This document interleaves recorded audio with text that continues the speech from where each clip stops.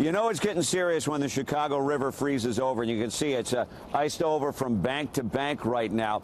My phone says -21 with a real feel of -54, and that's what they mean when they talk about the wind chill warning. Once it goes below 34, you're talking about life-threatening conditions. So aside from the seriousness, let's do that trick where the reporter throws a hot cup of water into the air and see how this works out.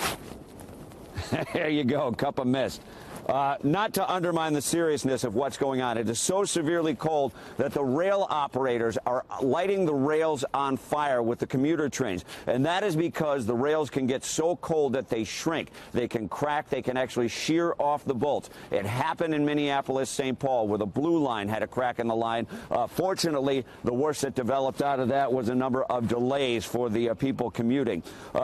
We have a number of flight delays, more than 2,000, 5,000 delays, 2,000 cancellations, with the epicenter of it all being in Chicago. Something that rarely happens. Mail services suspended in Wisconsin, North Dakota, South Dakota, Nebraska, Kansas, Minnesota, Iowa, Illinois.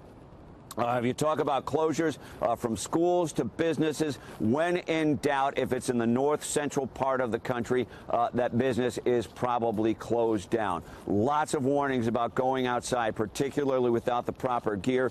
Your skin can succumb to frostbite really in a matter of minutes. There is a significant homeless population here in the city of Chicago. The city has opened up warming centers.